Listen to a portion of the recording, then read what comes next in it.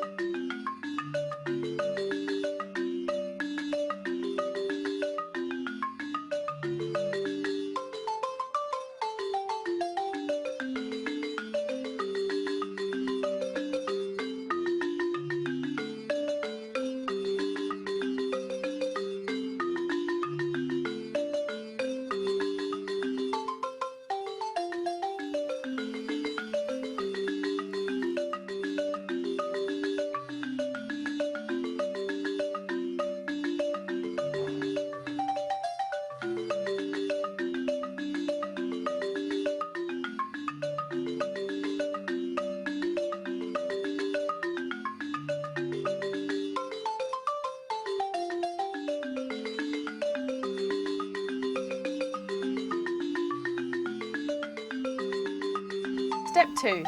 Cutting moringa leaves from the tree. Cutting the moringa branches should be done early in the morning. The midday sun could ruin some vitamins and benefits of the leaves, so please remember not to cut them when the sun is strong. So the morning time is the best time to cut them. Always cut the freshest and the greenest looking leaves. This means cut the end of the branches, not the yellow and dried ones. Isa2 has done a good job, and now she returns with a nice bucket load of moringa leaves. Step 3. Washing and peeling moringa branches. First you need to wash the leaves with water to remove all the dust and any insects. Please repeat this 2 times.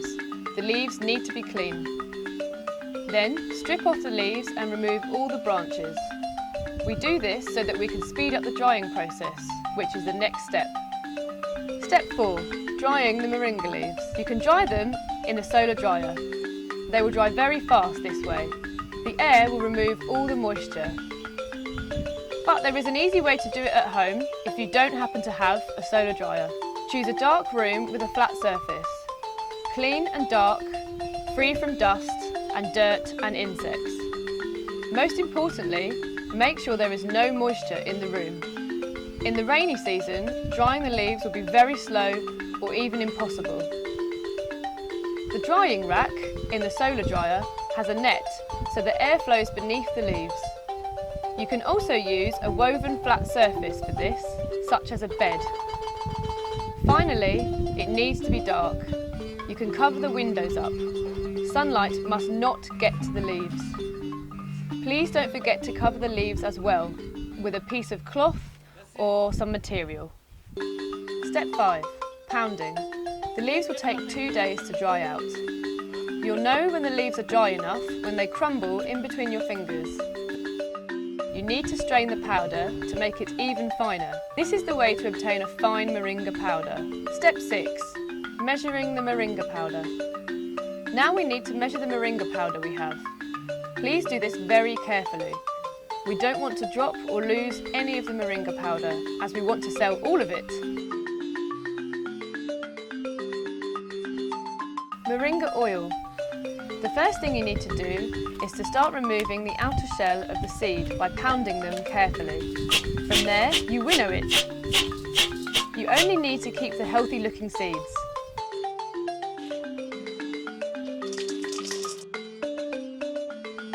Please steam the seeds in order to easily extract the oil within them.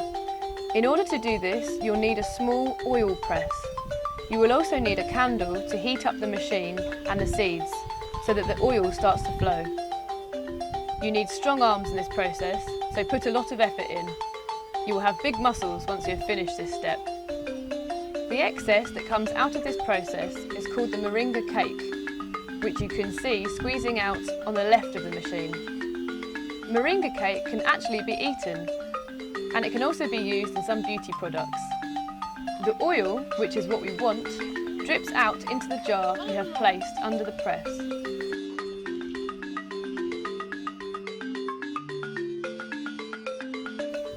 The final step will be to filter this oil. You can buy filters in the supermarkets. Fill up small 30ml jars with the oil.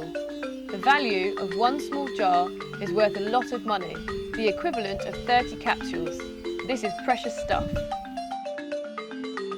After you have filtered it, you will have your 100% pure moringa oil.